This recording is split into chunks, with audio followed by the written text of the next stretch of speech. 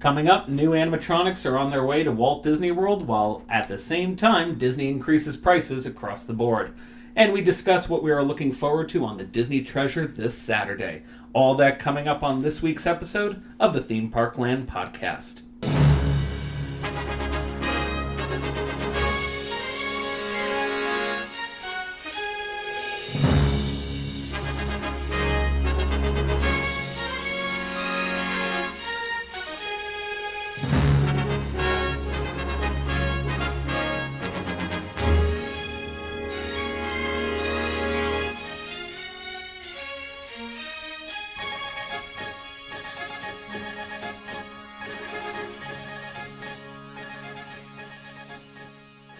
Hello, everyone, and welcome to another episode of the Theme Park Land Podcast for the week of October 8th, 2025. I'm your host, Matt Dobrovolsky, joined by my co-host, the lovely and talented Matt Rogers. That was an overstatement, but thank you. You guys have no idea how many takes we just did trying to get that out. And that's why we edit. We edit sometimes. Yes. Is my volume okay? Yeah, your volume's okay. Okay, we're not editing that either. Okay. All right, fine. Yeah, hello. Welcome to the unhinged episode of the Theme Park Land Podcast. I think the past few have just slowly been getting more and more unhinged as we become our natural selves. I guess so. It is what it is. Nobody's said anything yet, so. Well, I mean, we only have, 2 listeners? Probably. Do we know how many listeners we have now? I don't know. I'd have to check. We need to look at the numbers later. Yeah. To both of our listeners, maybe a few more, thank you for being there. Thank you for tuning in to us this week. We have a great episode. It is our start of the vacation episode. Yes. So a little bit of housekeeping. As we mentioned at the top of the show, we are going to be on the Disney Treasure this Saturday. Woot woot. And, we were teasing it for a few episodes, but we are ready to make it official. We will bringing the recording equipment with us. And if all goes well, we are doing a show from our cabana on Castaway Cay next week. I think that's going to be I think as long as everything goes well and the weather holds out and we can get some decent time on Castaway. Yeah. But we're taking the equipment with us and we're going to record there. And we will talk about something. You know what I just realized? You go through security when you come back onto the ship. Yes. So they're going to see all of my microphones and everything. It's probably not the first time. As long as it's not a drone or something like that, they probably don't care.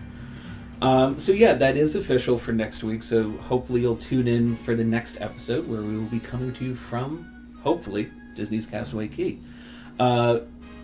In other housekeeping, Matt got to go to... Yeah, since our last episode, I went to Retro Magic 10, hosted by Retro Walt Disney World. This was at Coronado Springs. And a huge, huge thank you to the team at Retro WDW for sending us tickets. I unfortunately couldn't make it because I was working. But Matt was able to head over there for a few hours in the morning. I was able to get over there for a few hours in the morning on Saturday. This is a really solid event. I've never been to a D23, but this... I think we need to rectify that for you. Maybe next year. He said rectify. Sorry, I'm thinking about Tron because I'm going to see Tron tomorrow. But this is a really good event. It's really well done. Brian, JT, great work. Honestly, great lineup. So just looking back at what I was able to participate in or be there to witness, there was a segment called It Belongs in the Museum. That is, they had Ted Linhart, who runs DisneyDocs.net. Okay. I believe it's called. And so this guy, he just, whenever a Disney World document from the past, whether internal, external, whatever, pops up on the internet or comes about, he scans it, he documents it, and it's on this website. So it's really cool to see some of that. We're talking... So what kind of documents? There's like operational reports. There's maintenance manuals for like the Astro Orbiter. That's operations. Right up your alley. The operations procedure for the original monorails at Disney World. Just all sorts of random documents like that. It is really cool to kind of hear how he gets these and kind of his particular passion in this, because it was really fascinating. I also got to see the Fun for a Penny session. So it talks about the Main Street Arcade, kind of the history behind that, what inspired that, and some of the things that were found in the Main Street Arcade at the time. That's cool.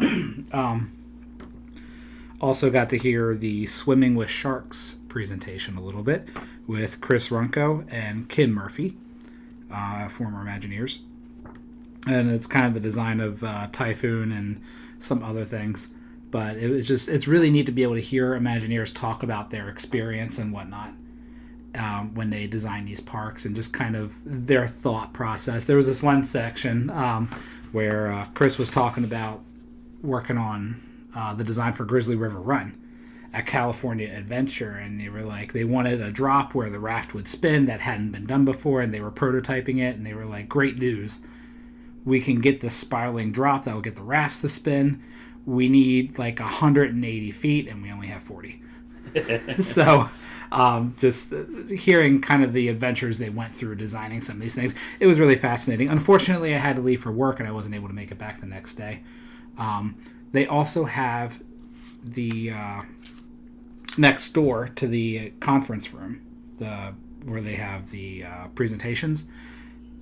They have another little room set up where they have all these displays of just old Walt Disney World posters, blueprints. So it's kind of almost like a little mini archives exhibit to a point. Yeah, no, they have like the e-tickets, just old signs, everything you can imagine. They even had, gosh, I have to find a picture and I have to show your wife, but like some old costumes. Even this. Oh, no. The Muppet Vision 3D jacket that the cast members used to wear. See, when I worked there, I didn't even get that. I still have the lab coat. But, like, we're talking old tickets, wow. Just old maps, everything. Guys, if you could see really what Matt's showing me right now, that's pretty cool stuff. It's really awesome. Well, one day when we do a video version of this, we'll put things like that up on the video. Yeah. But I think this is definitely an event in the future where I'm going to take time off to go. So, they did announce that I think they're taking next year off, but 2027 they're going to be back, but this time in California. Did I hear that correctly, I think? I do not know, but okay. I'm going to be following them. Probably reaching out to Brian and JT. Yeah. This event, it shows how much work.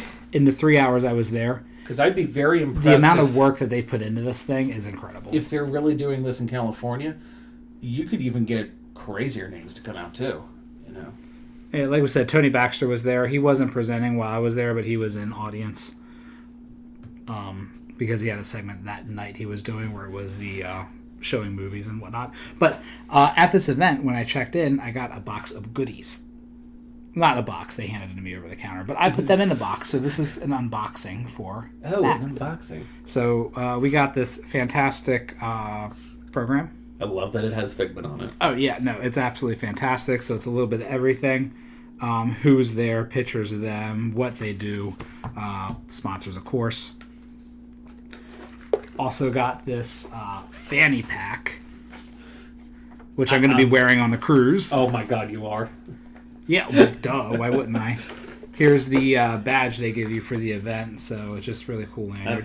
That's a cute lanyard. I love the lanyard. It's Retro Magic 10 and has the Disney World logos on it and stuff. A thing of puffy stickers. And Buzzy's on there? And the worm. God. I forget what that worm... Is that from Wonders of Life? That worm? Oh, gosh. I know where this worm is from. But you recognize probably more of those than I do. Yeah.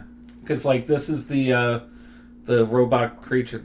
robot thing that they have in Living Seas. This was the snake-like dinosaur that attacks from Universe of Energy. From Universe of Energy, yeah.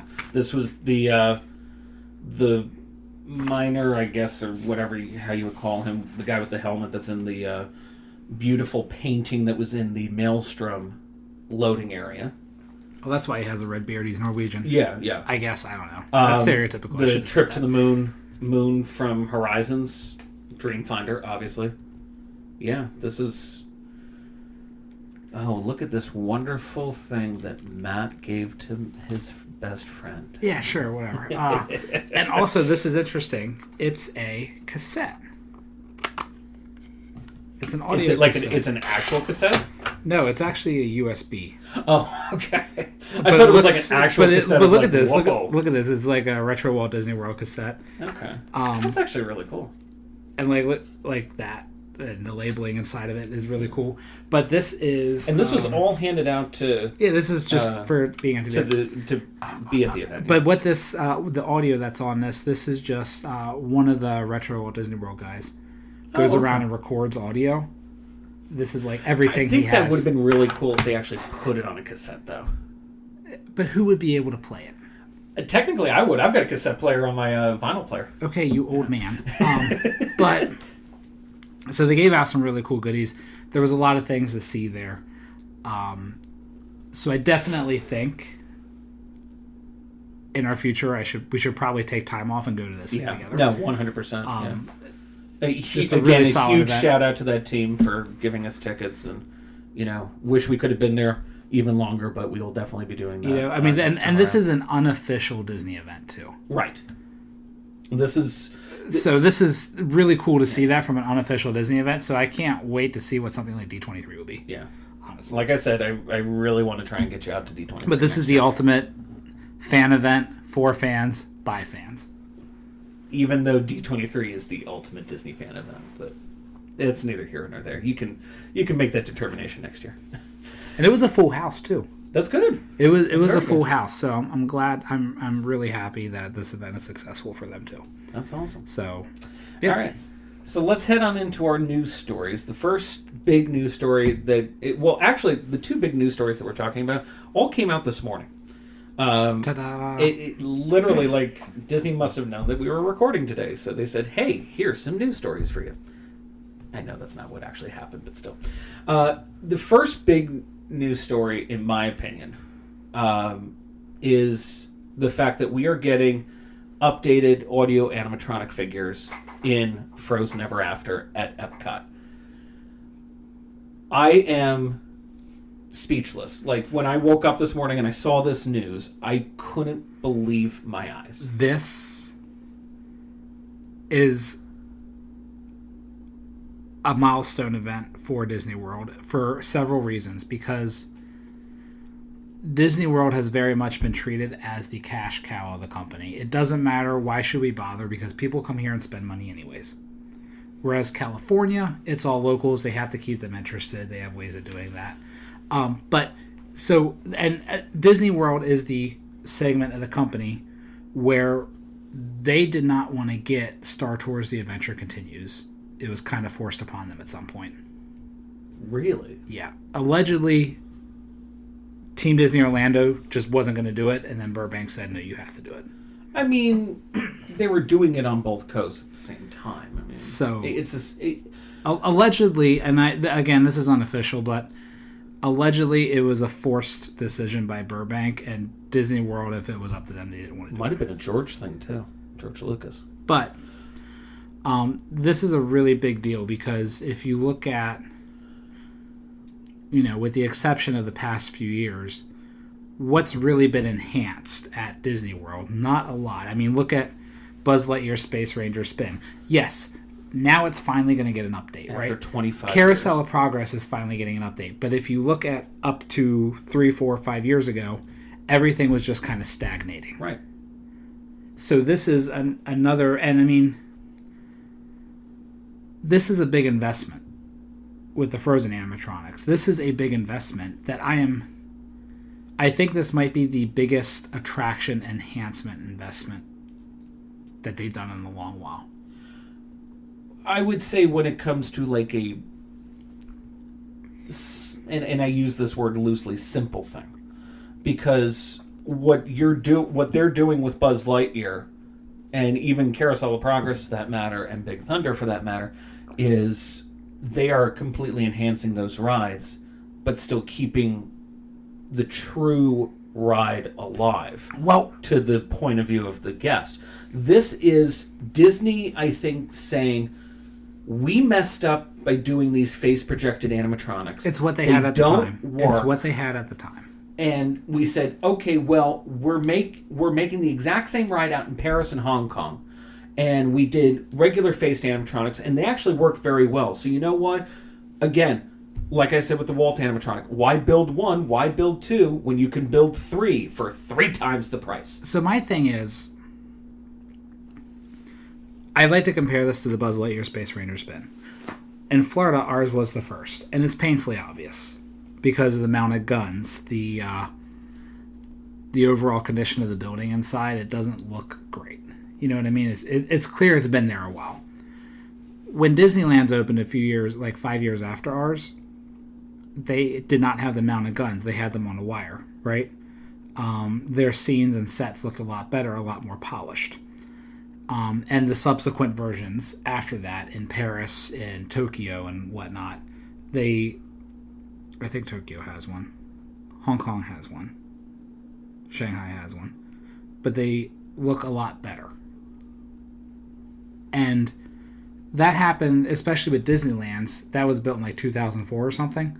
2005. That was clearly okay, let's make this better. Yet, only now, 20 years later, is ours finally getting updated. So I think for Buzz Lightyear, that specifically was, okay, every other version is so much better. We have to finally do something with this, and we will. But Frozen is not that old. It's only about 10 years old.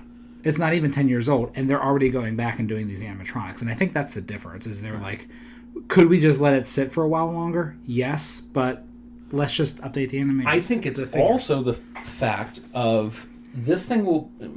The Frozen Ever After ride is going to be opening in the dedicated Frozen land at the newly named next year Disney Adventure World in Paris. Those will be opening with the proper animatronics that we will eventually the physically animated faces. Right. Hong Kong's has already been a thing now for, 2 years or so? Don't quote me on that number. But do you think it's also these people that are going to those places, especially Paris, especially a lot of the French and the UK visitors that go to Paris, they will see this. And then they're notorious for wanting to come here to Orlando. They'll ride the same ride and they'll be like, wow, we actually have it better in Paris. But I don't think it matters because they still rode it and they're probably only riding it once. True. So it doesn't matter because people are still riding it now. So what I think is this is purely let's just make it look better because we can. Yeah. Which is very surprising to me given the past decade or so. This is a movement that is happening at Walt Disney World. And we have 2 men to think about this. Josh D'Amaro and Bruce Vaughn, who is the head of Walt Disney Imagineering, who returned to Walt Disney Imagineering. None of this would be happening if it wasn't for these 2 men. They are looking at Walt Disney World with finer eyes, I believe. And they're realizing the quality, and again, I'm using this word loosely, deterioration at Walt Disney World.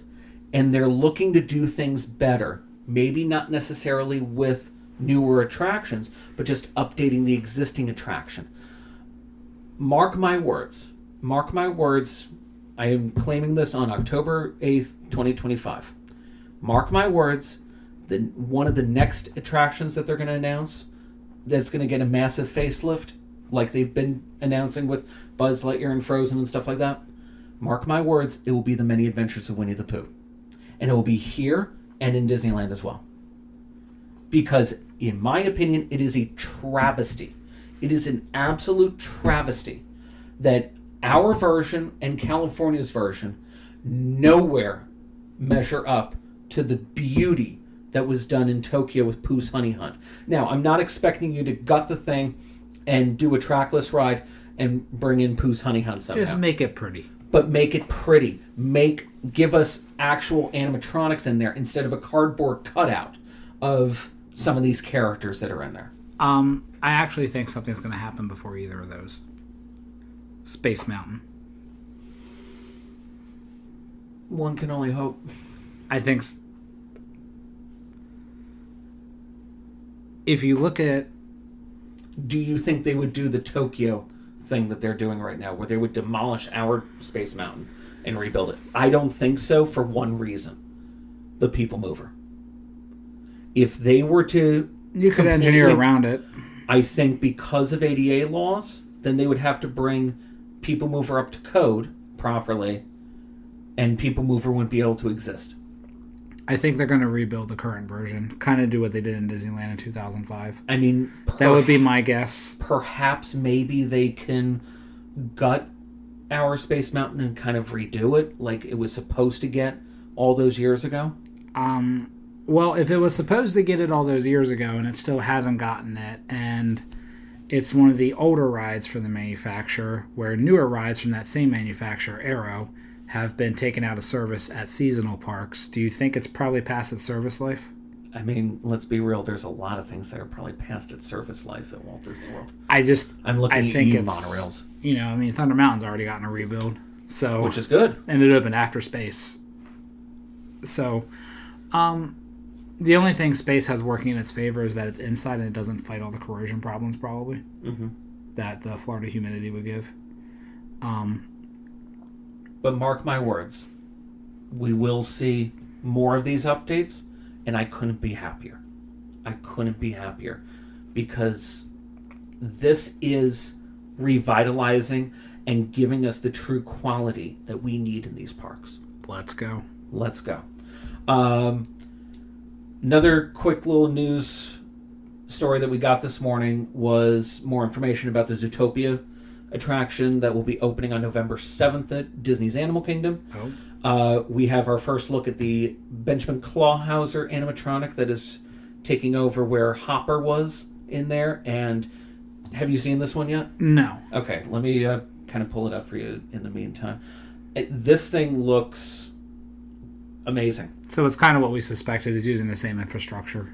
Well, someone posted on Twitter that it was not really... It looks like the one from Shanghai, but it's not the projected eyes like it has in Shanghai. It looks really good. No, this is just the continually advancing physical features of the animatronics. Right.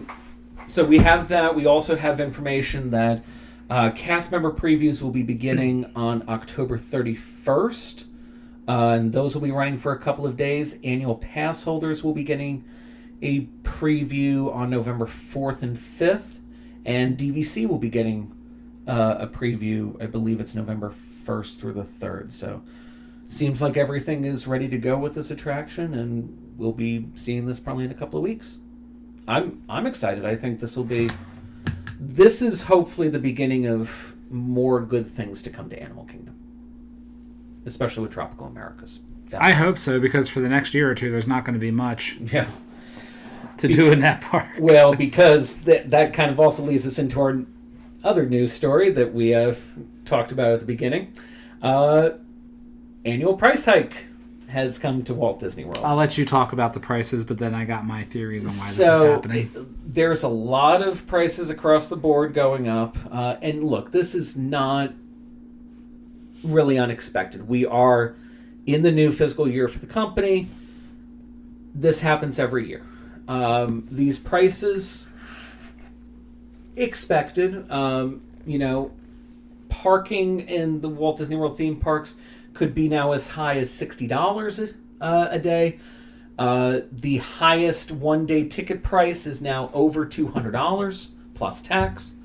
If you want to build your own lightsaber at Savi's and Galaxy's Edge, it will now cost you $275. Keys to the Kingdom tour at Magic Kingdom is now anywhere from $169 to $189. That is up about $20. Annual passes are up. Pixie Dust Pass for Florida residents is now up to $489 plus tax. The Pirate Pass is up to $829 plus tax. The Sorcerer is $1079 plus tax. And an Incredipass is a whopping $1,549 plus tax now. Dear God. But you know what? People are going to buy it. Disney World. Lightning Lane Multi-Pass is up too. The highest price now for the Magic Kingdom could be upwards of $45 per person for a multi-pass. Which, honestly, for 3 rides. And more than that, as long as you but do for it a the minimum right way. of 3 rides that you can pre-book. Epcot is up to not bad. 37. Hollywood Studios is up to 39. This one, for Animal Kingdom, $35. Still too much. That is way too much. For the fact that, okay, granted, after November 7th, that will include Zootopia, but Zootopia will not get that long of a line because it is a theater show. So $35 will get you access, not necessarily confirmation to it, but access to the ability to book Navi River Journey, Kilimanjaro Safaris, the Zootopia show, Kali River Rapids, the Bird Show, Expedition Everest. Am I forgetting something? I'm not going to lie. I'm not mentioning Dinosaur because Dinosaur is closing. No, and this is the problem with Animal Kingdom right now. They should have added rides before replacing things. We've had this discussion before. Why are we replacing Dinosaur when the park needs things to begin with? It has space. Why couldn't there is no way guest satisfaction is going to be acceptable in Animal Kingdom the next year or two. Oh, also too, that multi-pass would also include Festival of the Lion King and Finding Nemo show, which you can just walk into. Exactly. Well, I will say, I've always said lightning lanes are great for shows because if you get there early enough, you get first dibs on seating. But if you roll up 5-10 minutes before the show, congratulations, you probably just wasted a lightning lane because you're just walking in with the standby guests at that point. Like I said, my theory with these price hikes is it's the first of the fiscal year. This happens every year. We usually get a nice big announcement like the animatronics that we got this morning, and then we get these price increases. It is a normal thing to happen. The question is, are we pricing people out? I don't think we are. The question will be is, will people still show up? And yes, they will show up. I'll tell you a little bit about the industry right now, though. Something that the industry is facing a problem with. And maybe this is why some of the price increases have happened. Not just at Disney, but they're kind of happening everywhere across the industry. Because import costs are so high right now, for reasons we won't discuss on this podcast. There are a lot of parks in the industry, and just industry in general, they can't get parts in from out of country. It's just too expensive. They can get the parts, but they're just shooting their maintenance budget immediately by getting them. And there's some parts you just can't get in the U.S. right now. You have to get them from overseas. So it's putting some of these parks, I guarantee you that's what Six Flags is. So some of the Six Flags parks, they have rides on extended closure. I guarantee you it's because they can't get parts. I guarantee you.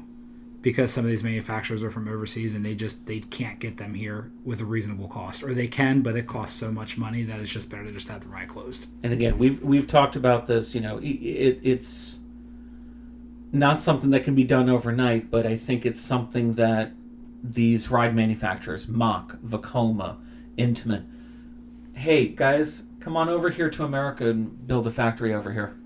Let's manufacture these parts in America. Don't know if it would be worth it to them because it depends on, so for example, there's not a lot of Mach coasters in the U.S. There's more in Europe, so it might not be worth it to them to build something here where they can get parts. Or maybe their suppliers are so scattered over Europe that I don't know. There's a solution in there somewhere. I'm just stating at the present, this is the problem. And this is why you're going to see at parks like Six Flags. I think it's something that could be explored. Yeah. Especially if these major theme parks here in America, not even necessarily major, some regional parks, could start going to these places. to say, hey, we want you to come and build a ride. For example, Dollywood. Who's making the new coaster that we talked about? It is Mock Rides. So that is Mock. Okay.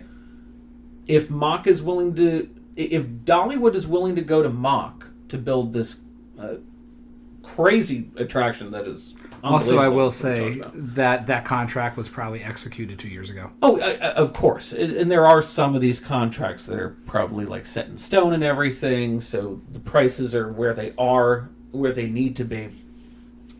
But it could be something that could be explored one day. And only time will tell. We just have to see how things like the economy go. Again, that's kind of diving into things that we will not be discussing on the podcast, but I'm just going to leave off on this subject and say that the industry in general, but especially the theme park industry, because it's leisure and optional, might suffer in the next few years. And again, only time will tell. Only time will tell, because you have Walt Disney World that has these major attractions that are all coming within the next decade.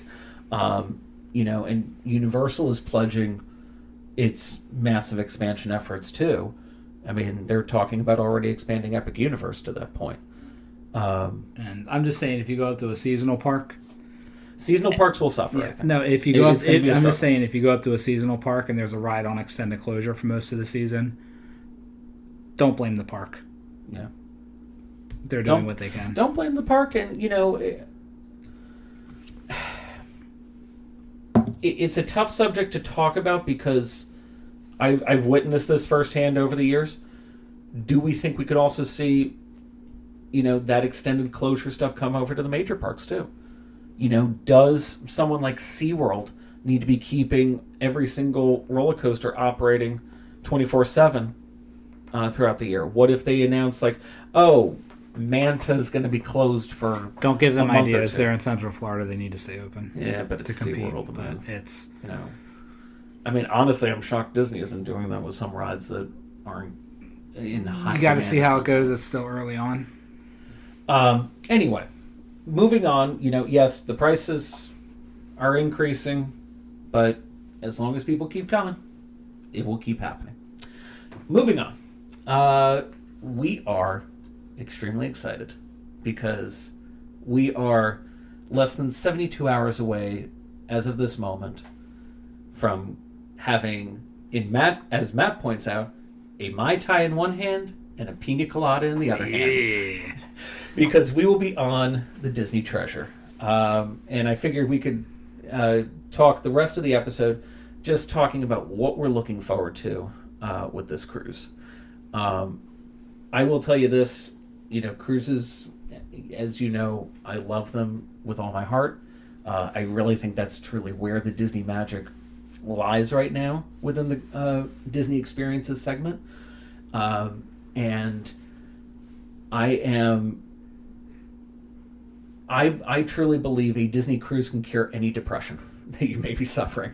Temporarily for obviously however long you're on the cruise. And there's two concoctions that make that possible: Pina Colada and Mai Tai. Yeah. So booze and booze. But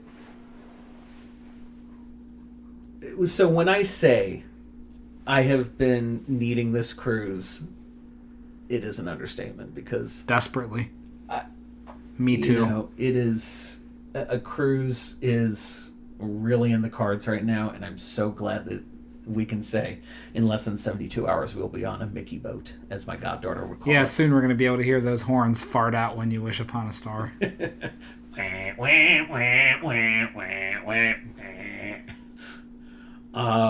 did not just do that. I know.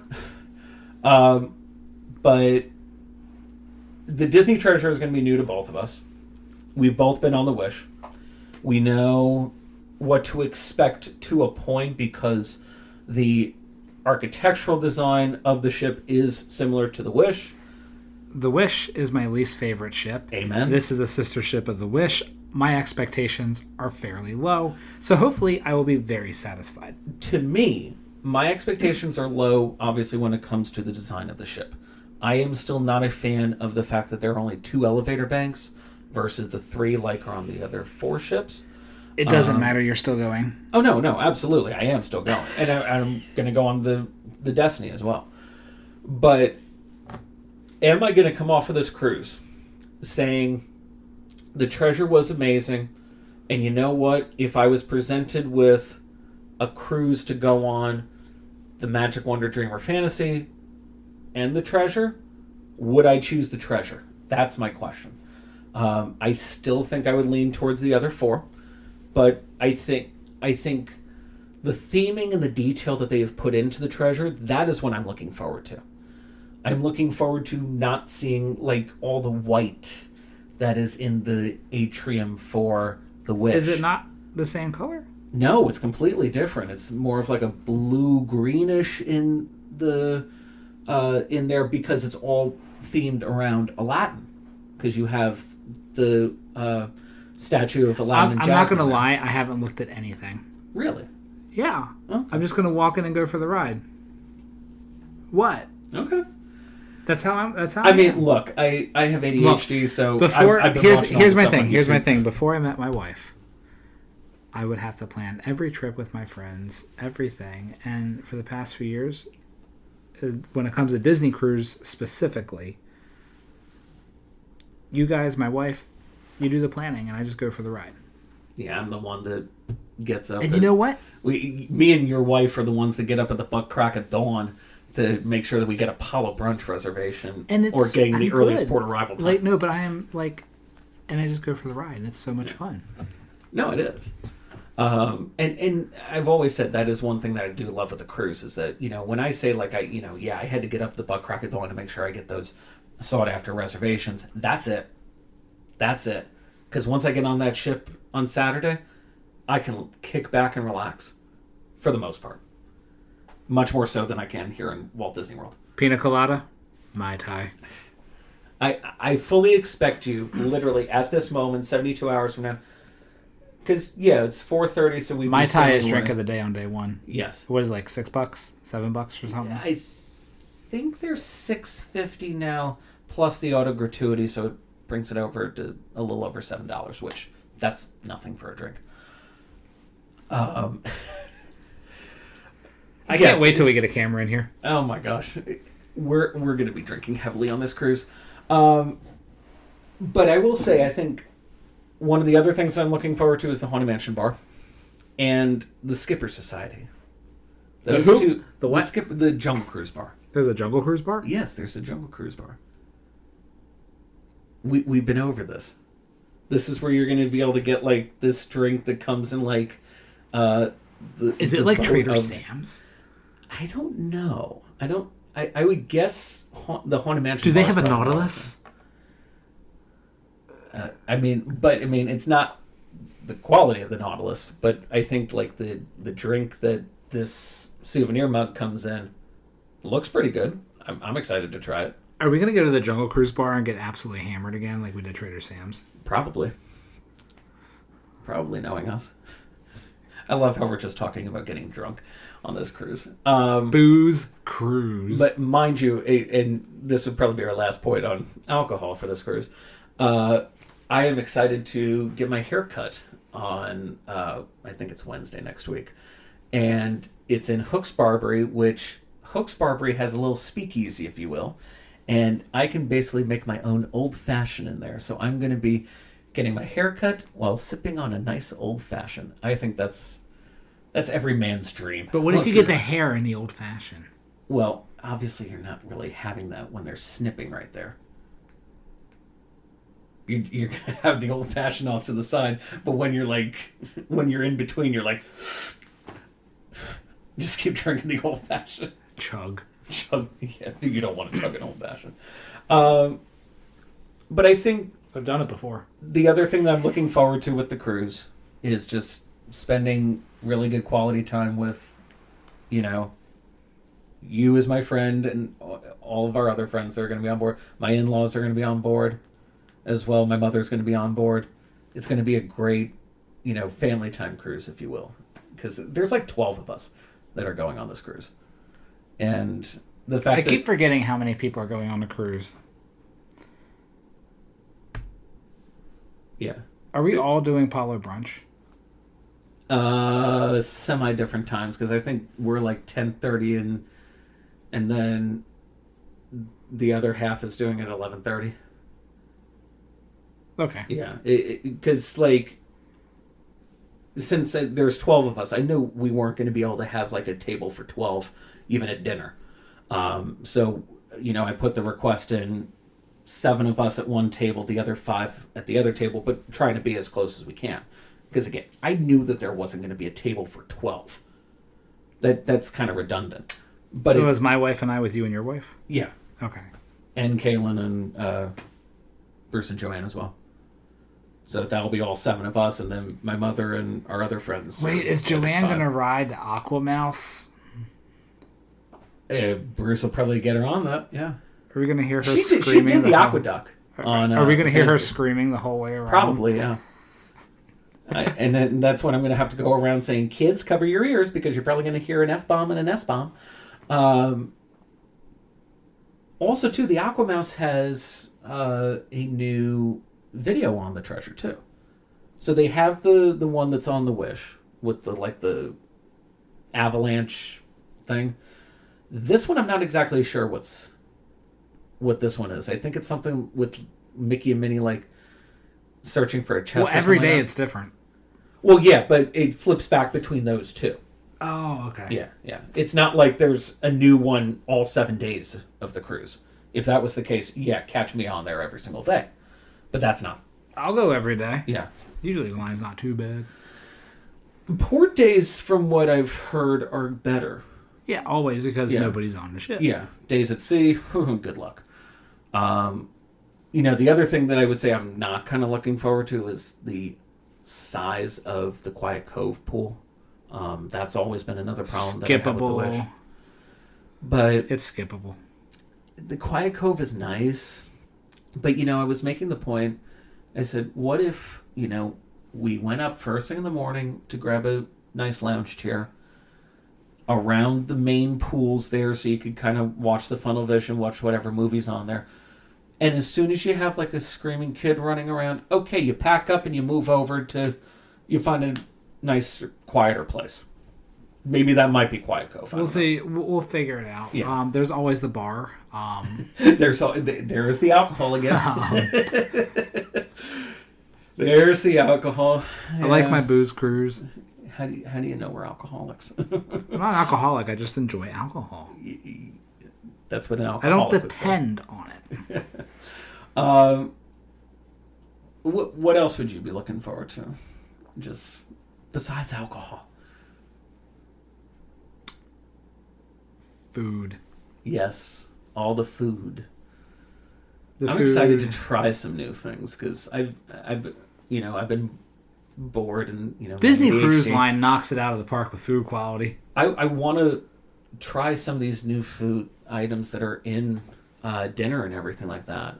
Like I saw one night there's a soy and miso glazed duck breast salad.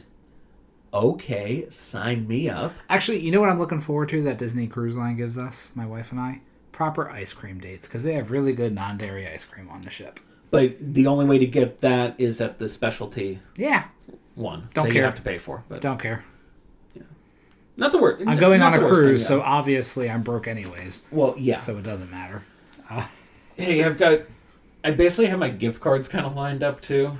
Because what I do before I go on a cruise is I usually, my parents have Sam's Club. They sell Disney gift cards for 5% off. So a $500 Disney gift card costs you about like $4.85.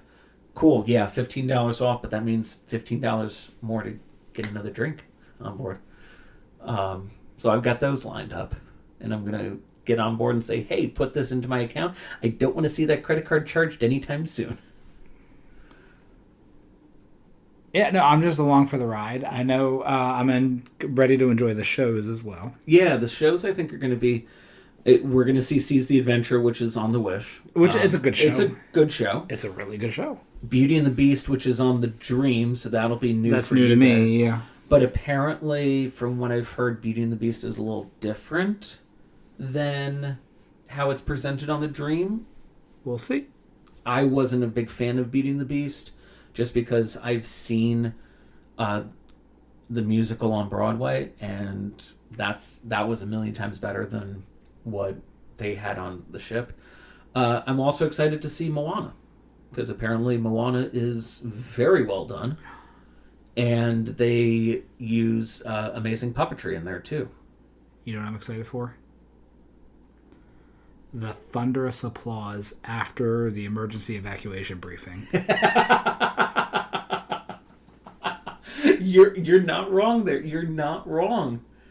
Every single cruise that and this is my 20th Disney cruise, every single lifeboat drill that you do, as soon as the woman says, "This concludes a mandatory emergency drill," the round of applause that you hear throughout that ship, because it signals that your vacation is truly beginning. Because right after that, the ship moves. The ship moves, and we can go back to drinking.